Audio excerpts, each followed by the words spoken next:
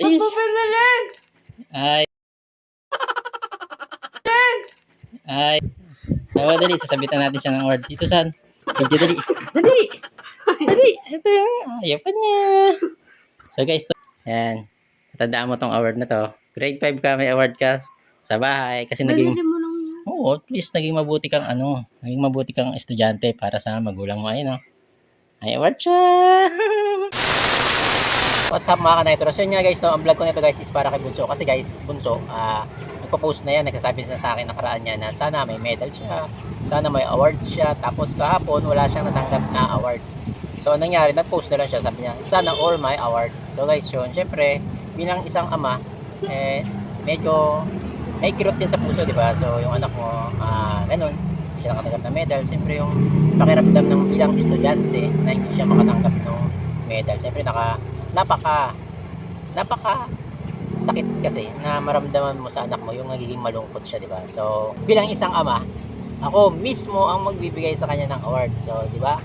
Pwede naman yun, di ba? Pwede mangyari yun, guys, kasi bilang isang ama, yung anak mo nakikita mo naman nag-aaral, pero pagdating sa eskwelahan, hindi sapat yung ginagawa niyang effort para magkaroon ng medal. Siyempre, marami pang mas sa kanya, mas matatalino, di ba? So, yun lang yung kinaya ng anak mo. So, syempre, bigyan mo rin siya ng award, guys. So, kayong mga kids dyan, hindi lang ang teacher ang pwedeng magbigay sa inyo ng award. So, pwede nyo yan makuha award sa kaibigan, classmate, kung kanino kamag-anak. Syempre, lalong-lalo sa magulang mo. Kaya ako bilang isang magulang ang magbibigay sa kanya ng award.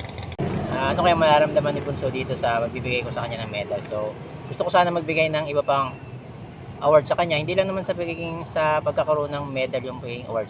Pwede mo siyang batiin, 'di ba? Pwede mo siyang bigyan ng mga laruan, damit. So, ito, naisip ko kasi medal kasi gusto niya talaga magkaroon ng medal. Dati pa kasi yung mga medal niya, yung mga past school year niya.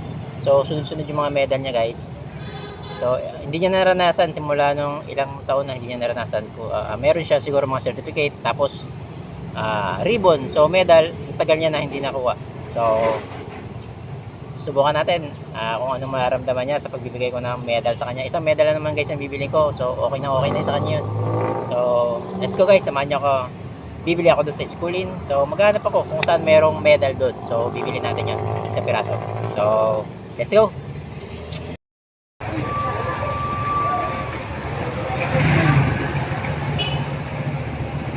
So yun guys, nakabili na ako ng medal. So hindi ko alam kung ano magiging reaction ni Princess dito.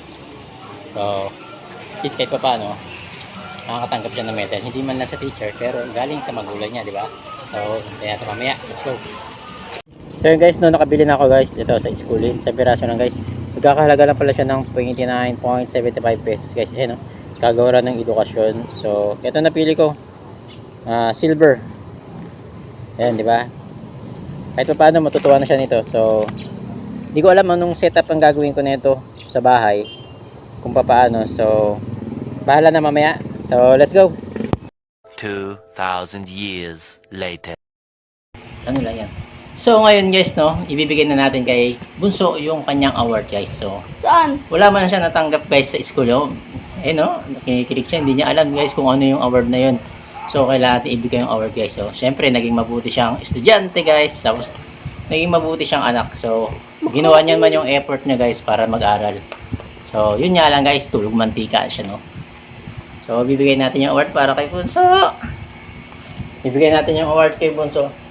This award, ibibigay natin kay Bunso. Ang medal. Ito guys, oh, yung medal. Bakit ka ba? Ala, binili niya talaga. Ba't mo binili? Ibibigay natin to kay Bunso. Siyempre, kailangan niya makatanggap ng award para sa kanyang papa at mama. Bumili ka? Pinag-usapan namin ito ng kanyang mama guys. Ayan o, ito na yung kanyang award. Bumili ka? Siyempre, binili namin ito. Kasama ko si mama bumili ng award. Lo? So, hindi guys. Ba't bumili? Para sa kanya talaga itong award na ito. Wala siya natanggap sa school, pero sa bahay meron siya natanggap na award. So, Princess, tumayo ka na dyan. Ayun pala yung sinasabi mo kung what if binigyan ka ng ng medal. Ayun na dyan. Ayoko. Dali na. Oh, galit si mama sa'yo. Dawa dali, sasabitan natin siya ng award. Dito sa medyo dali.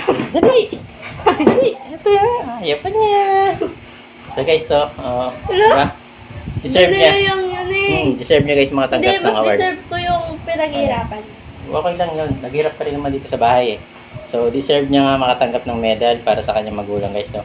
Kasi, naging mabuti siyang anak guys, di ba? Naging mabuti. Tapos, nag-aaral siya na mabuti, nag-effort siya. Hindi nga lang, tanggap-tanggap ng teacher. Kasi, sa teacher, kinulang pa. Pero sa amin, bilang isang ama. So, deserve niya magkaroon ng medal. Ito na yung medal mo na. Ano? Ayan. Tandaan mo tong award na to. Grade 5 ka, may award ka sa bahay. Kasi Binili mo lang. oo, at least naging mabuti kang estudyante para sa magulang mo. Ayun, may award siya! May award siya, guys! Di ba? Ano masabi mo sa award mo? Binili lang mo. Oo, okay lang yan. Pinaghirapan mo din yan. Oo, huwag mo natanggalin.